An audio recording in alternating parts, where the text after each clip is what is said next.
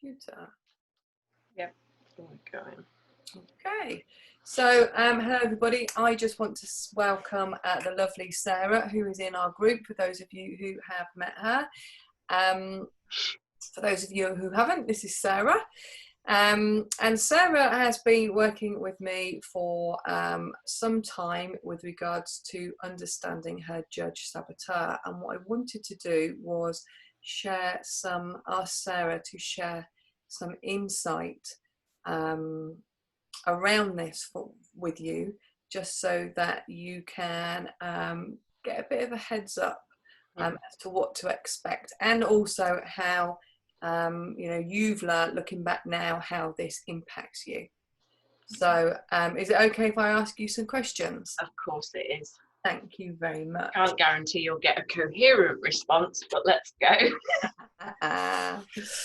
So what I was, first of all, how did your Judge Saboteur hold you back before we started working together? Predominantly, I would say self-doubt and I hate to use the phrase imposter syndrome, but that's what it was, that constant sort of niggling about, why would anybody, listen to your opinion on X, or why would anybody want to buy your photographs, or whatever it was. There was just, it was there, just, causing enough self-doubt to kind of paralyze me from taking steps to do the things that I wanted to do. So yeah, it was a very negative self-talking voice that kind of went, no, don't do that, it's too risky. And that was the biggest thing, I would think. And it sounds like it was constant. Is it? Yes. Yeah. Oh yeah, always there, and louder than the other parts of me that knew that it was wrong to be listening to it, but those other aspects of me, for a variety of reasons, were so squashed down that my judge was kind of had expanded to fill the space in my head. Yeah. And it was definitely prevalent all of the time. Yeah. Yeah, I hear you. Thank you. So what was important about recognizing it as a character and giving it an identity and naming it for you? It started to allow me to speak directly to him.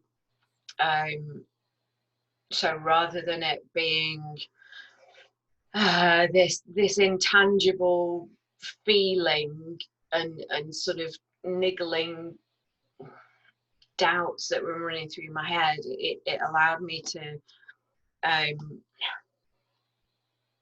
put a name to him, made him real, and I needed him to be real, not a figment of my imagination. Because once he was real, I could start calling him out for his actions and his behaviors towards me. If that makes sense. Yeah, that was it. It turned him into something tangible, at which point I could deal with him or start to deal with him.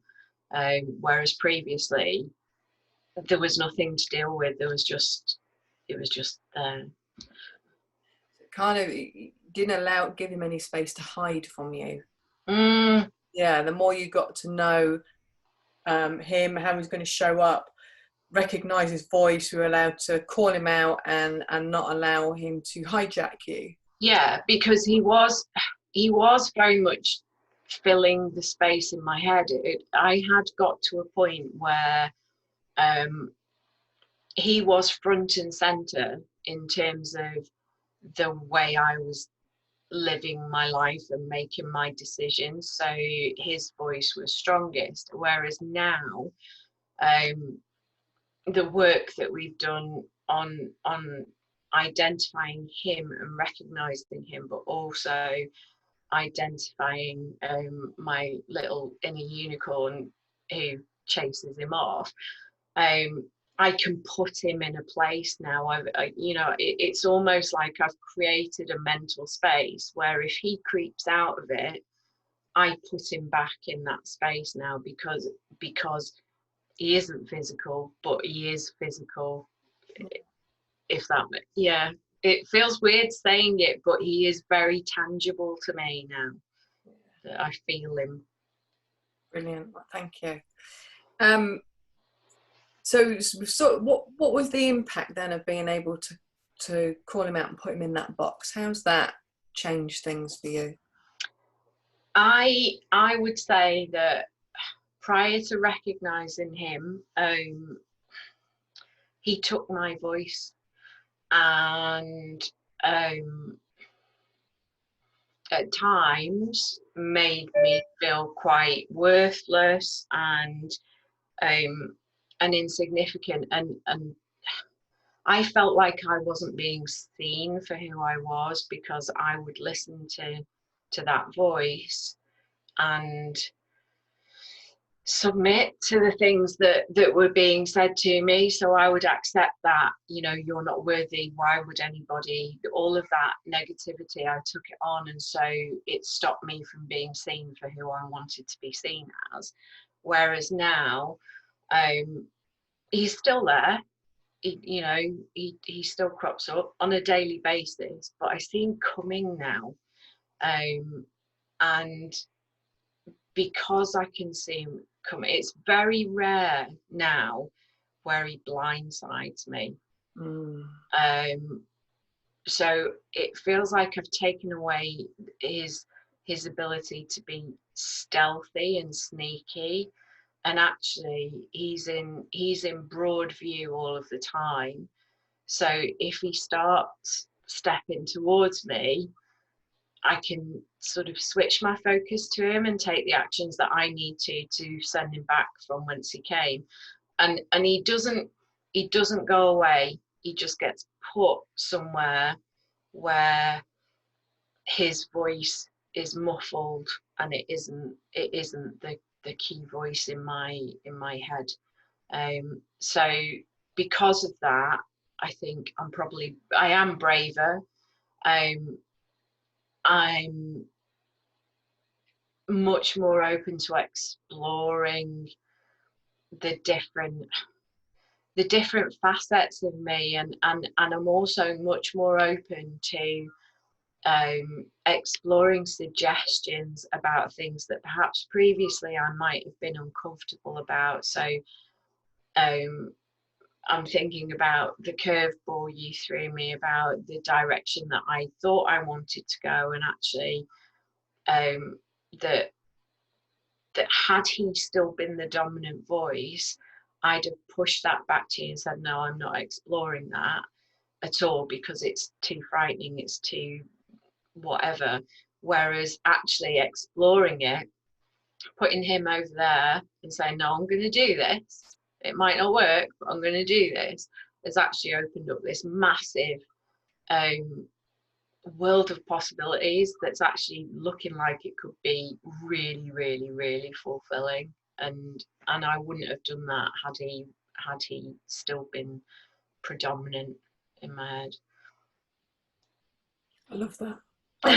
I just love that. I mean, I was just going to say what's opened up for you since you began to do that, but I think you're so much. Yeah.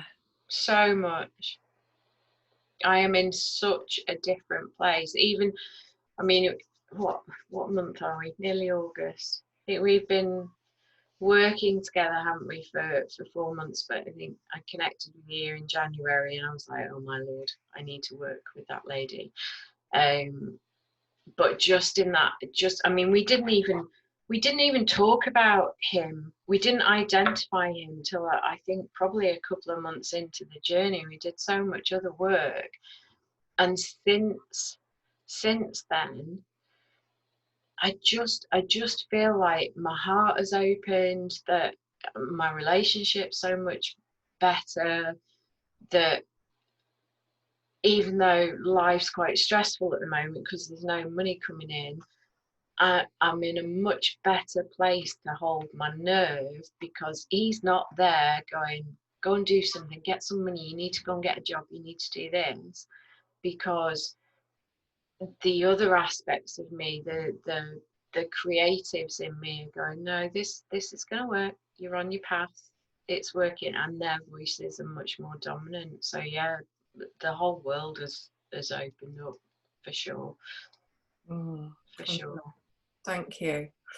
So you're quite far down the path of knowing your Judge Saboteur, but for those in the group that are just literally just sort of new to exploring this, what are the challenges you faced in the early days of getting to know the Judge Saboteur?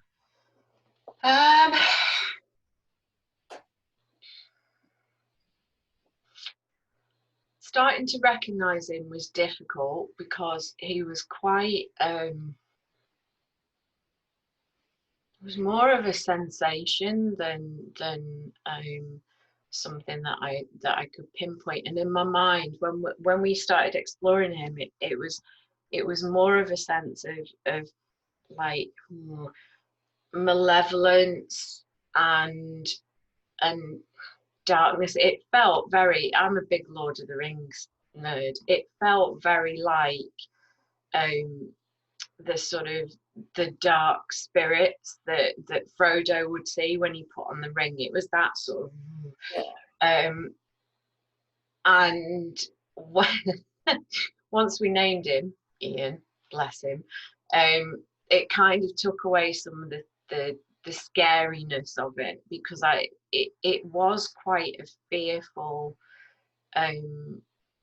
presence that was there, and it was just holding. I think the biggest challenge was holding my nerve in terms of going to him and saying no, rather than stepping back from him and running away. Actually going to him and saying, no, this is my space, you're not living here rent free, off your pop.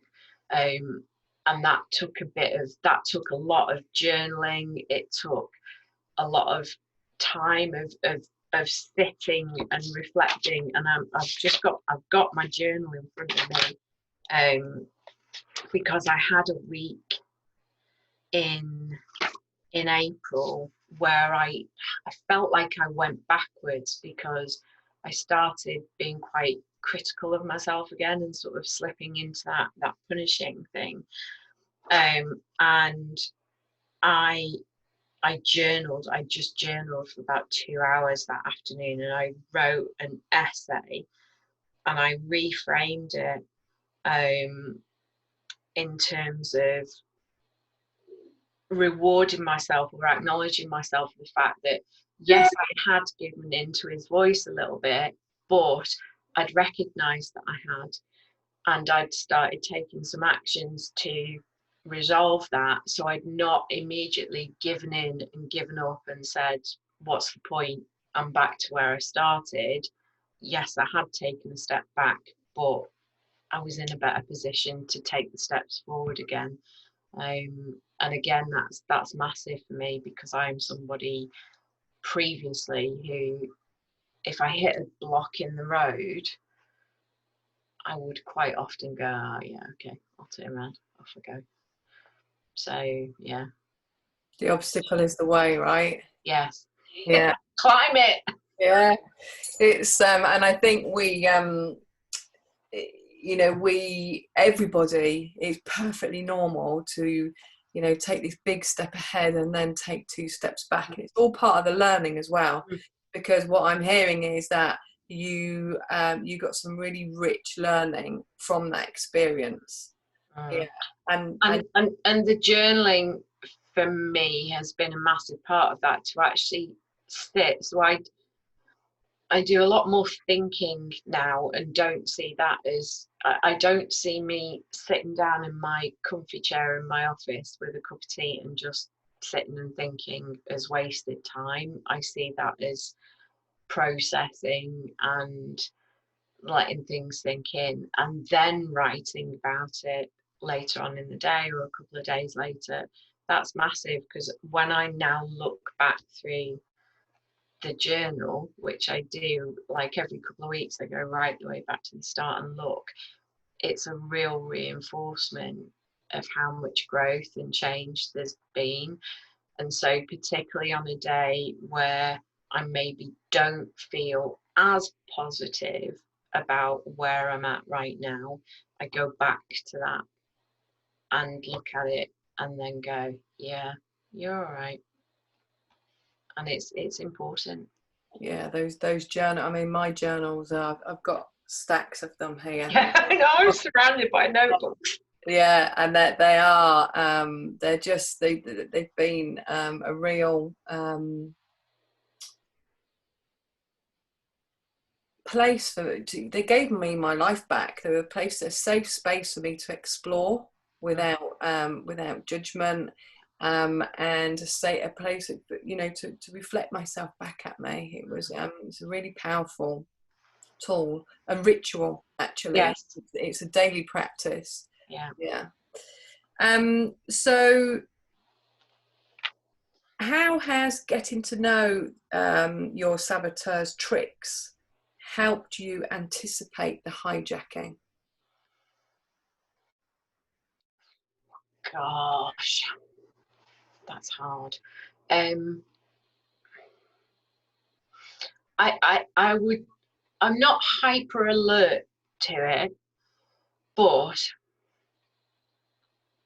I think because I'm starting to experience and make more time for stillness, and I'm giving myself a lot more space. I'm giving myself time to kind of scan the horizon for him a bit more. So I am more alert to him, but in quite a subtle way. You know, I'm not standing there, telescope in hand, constantly doing it. But it's almost like it's like I've taken away his ability to sneak up on me, and so now I just hear him. It's like somebody trying to be quiet walking through a forest and treading on twigs. Do you know? It's like yeah, bugger off.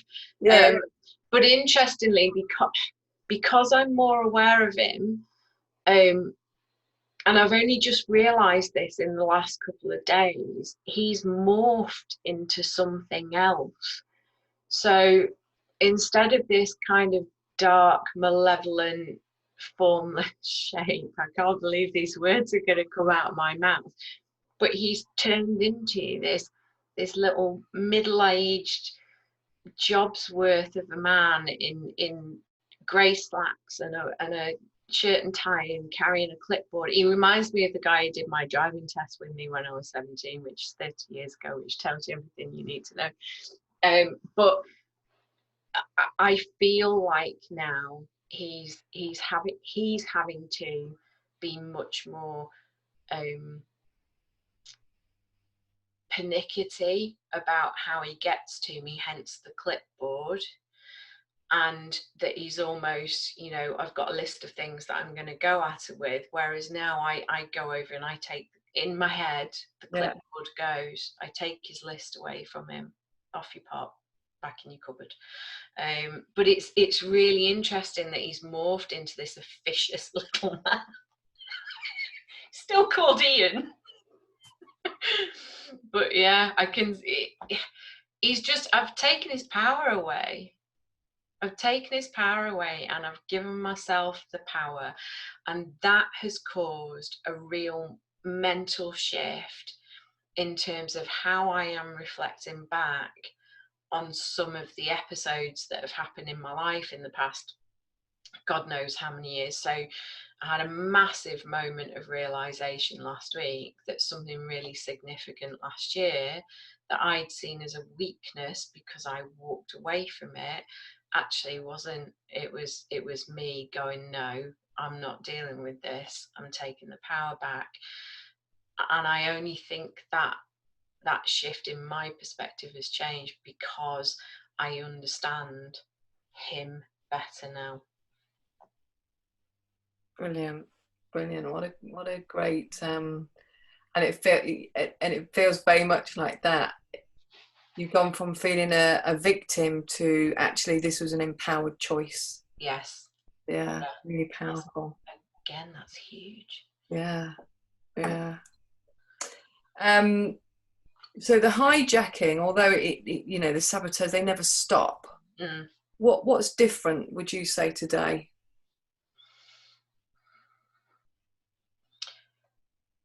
It's less forceful, and it's less sneaky. It almost feels, I'm an ex-teacher, and I worked with some very challenging youngsters for a variety of reasons. And some of those youngsters, when they didn't get what they wanted, they would up the ante and keep trying to push the buttons.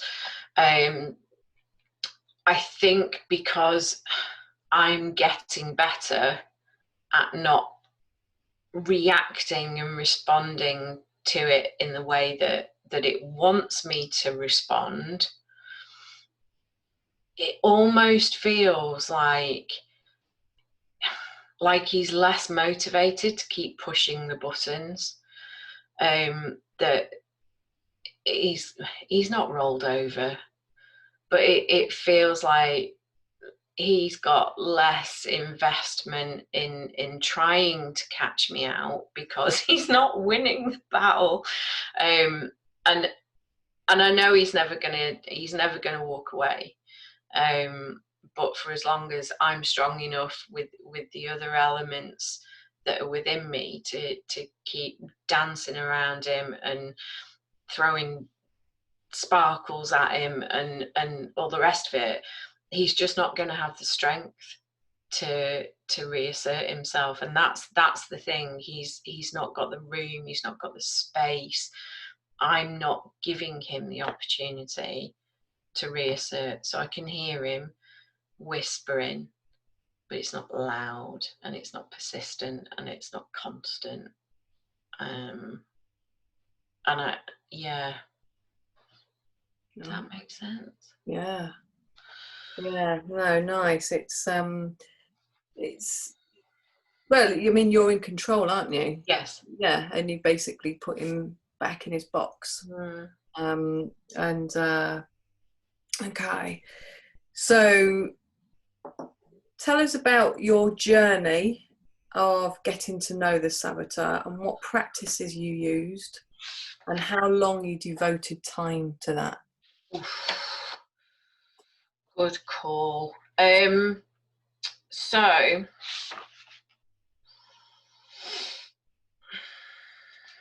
I think, what are we now?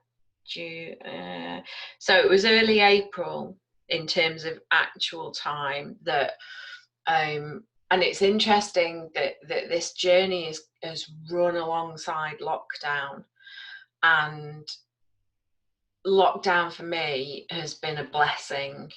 In 90% of my life it's been a blessing. The 10% is I've not earned any money for 4 months, but hey ho. But it's given me so much time and space and no excuse. There's been no room for me to say, well, I haven't got time to do that, I haven't got time to sit and I haven't got time to go out for a walk.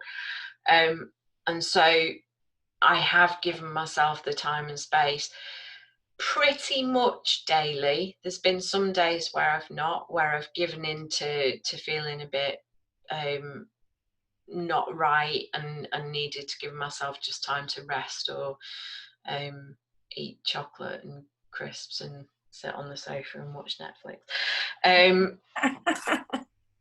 Because let's face it, we do it.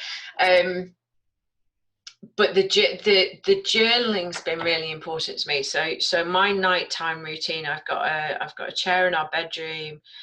I come up to bed, I take my face off, and then I go and sit with a chamomile tea and my journal, and I do 20 minutes every night without fail. And obviously I've been doing the CQ reps for a little bit as well, because that just to bring me back into the moment. And I do it in all sorts of places. I do it in Asda when, you know, the queue's a bit stressful and things like that. I will just stand and do a breathing one, or use my, I really love the touch. I really love the touch. And that kind of does, if I'm here, it does bring me straight back. But I've seen it very much as an investment in me, and that I've had to form the habit. And I'm fully aware of habit forming in terms of trying to teach children how to form an effective study habit about repetition and, you know, relearning and so on and so forth. So I knew I was going to have to put in the time and the energy to make it normal behavior, normal routine for me. And at times early on, that was, you know, that's when he came, he would, why are you doing that? Why are you going to sit down now for 20 minutes? What's the point of that? You could be in bed, you could be asleep by now. There was a lot of that. But actually there was a certain sense of, no, I'm going to sit down and I'm going to put you, it just felt good to do something that pushed him aside. But it took an investment of time. It needs commitment. It absolutely needs commitment, and it has to be daily practice. But I'm also hearing is that, which is really valuable, especially at this time of the journey for other people, is that how they come up and say, you haven't got time for this. Mm-hmm. You have not got time for it, and this is not going to work. You're wasting your time. And when one of your other saboteurs is a procrastinator, which I know is one of mine, they tag team each other. They dance together. Yeah, absolutely, and kind of dance around you, which is where knowing who your archetypes are, who can come and push them away. I mean, I've got Unicorn Girl, and I've now got a horse called Hope. And I don't know where all these horse-like creatures are coming from, but I love it. And I call them to me, and I actually do call them to them. In my head, I call them to me, and you know. But again, it's practice, and it's also getting over yourself in terms of, this is ridiculous. No, it's not. And I remember really early on where you said, you know, what's your absolute no? And I was like, well, there isn't one really, apart from asking me to sing.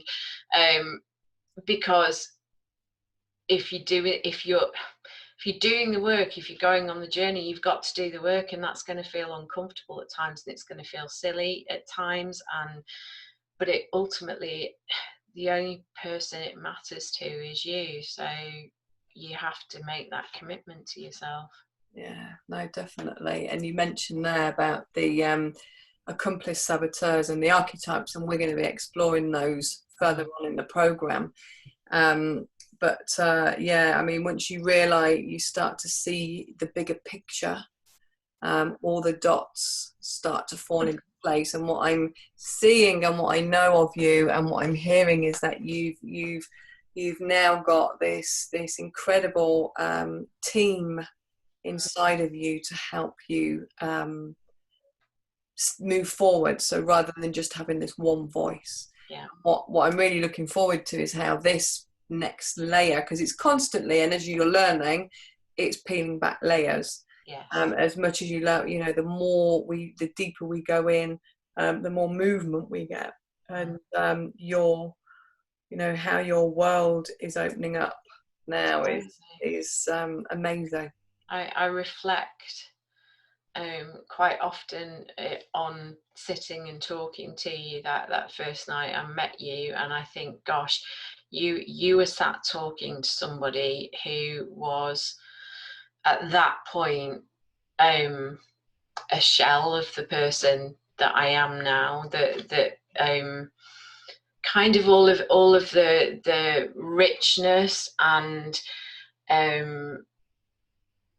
stuff that makes me was squashed down, or it wasn't there, and I kind of feel like I'm filling back up again now. So yeah. And you are. And you are, and it's so lovely to watch. You really are. So so what has been the biggest value of getting to know your Judge Saboteur and how it impacts you?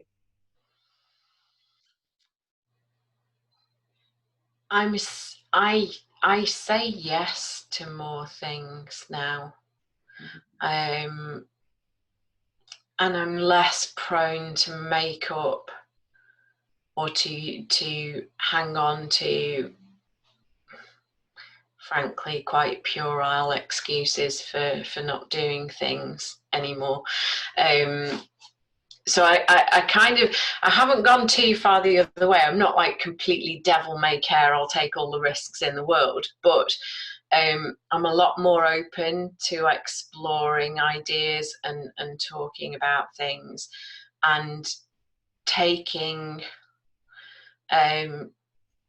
risks or maybe challenges on that I would have shied away from before, and even down to having some potentially quite challenging conversations with people close to me about aspects of things that they're doing, that I wouldn't have gone there and had those conversations previously, because he would have sat there and gone, well, you're going to lose that friendship, they're going to walk away, they're going to think that you're being a bit of a bitch or whatever, whereas actually I've changed that now, and I have had some really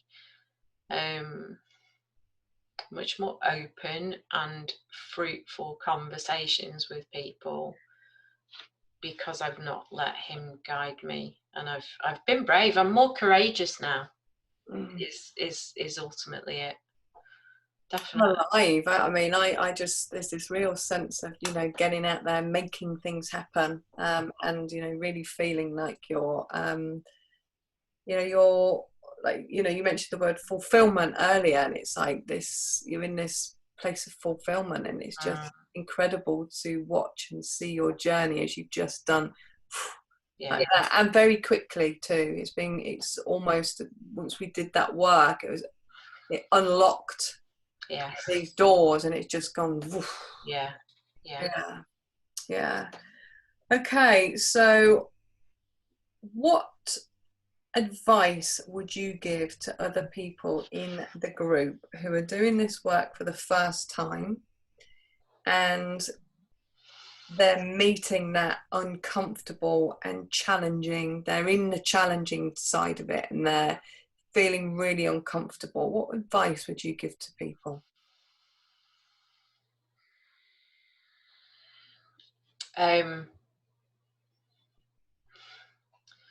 I think really it's about leaning in and taking the fight to the saboteur, because if you don't lean in, they lean in to fill your space, and so it comes back to what I said previously. It's about that investment of time, and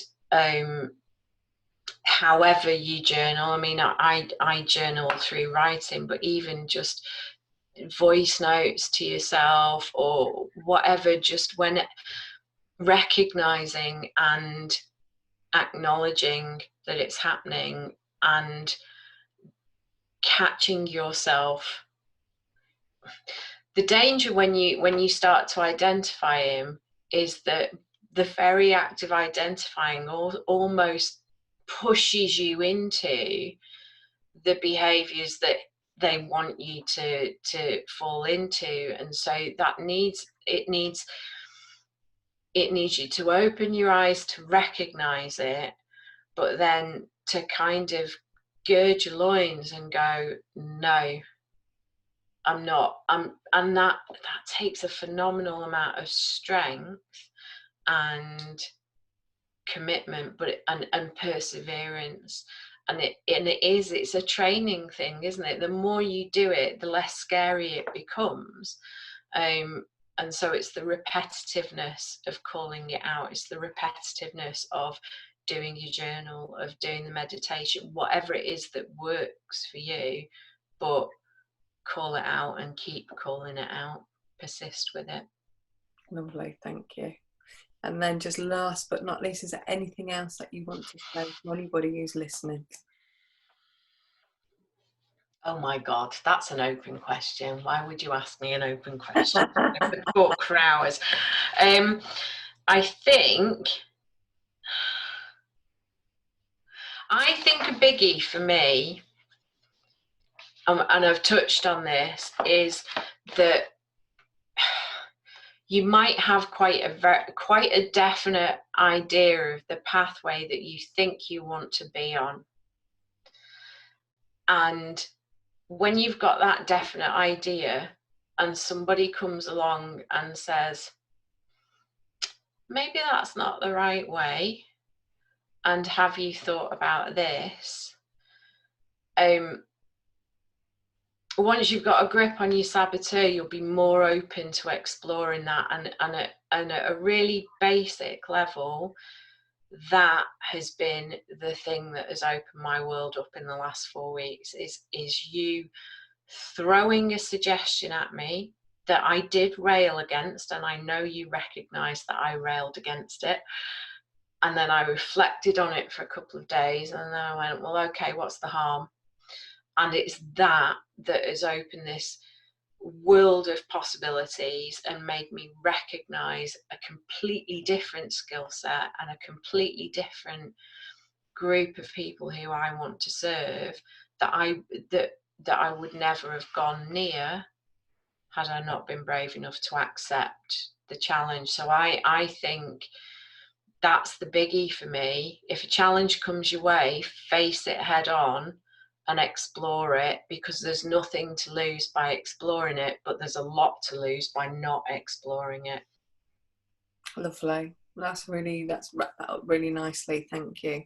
You're welcome. So I just want to say thank you to everybody for listening, and thank you, Sarah, for sharing, because it's been amazing just to see your whole just like you say, possibilities shift and change as you've removed the plaster casing of the saboteur, and who's here now, and how she's showing up in the world is really exciting to watch. So thank you very much for sharing. You're more than welcome. And I will and I'm going to say thank you to everybody as well who's going to watch this from you, because I'm sure they're going to be taking away a lot. So thank you very much. Okay, and I will leave that there. So thank you very much. All right, take care. Bye.